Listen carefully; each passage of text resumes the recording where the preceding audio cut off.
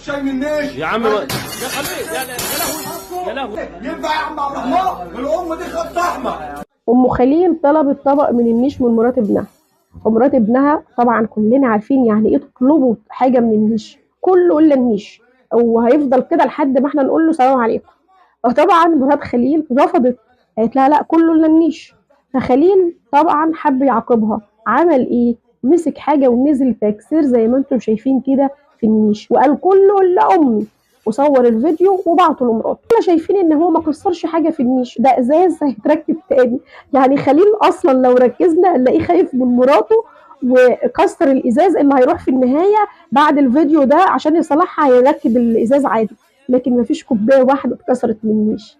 فخليل حب ان هو ايه يرضي الاطراف. لو حماتك بالفعل طلبت حاجه من النيش، عندها ضيوف سواء عندها مناسبه، اكيد مش هتطلب حاجه غير كده. فايه المشكله ان انت تديها لها وبعدين تتغسل وتتعان تاني؟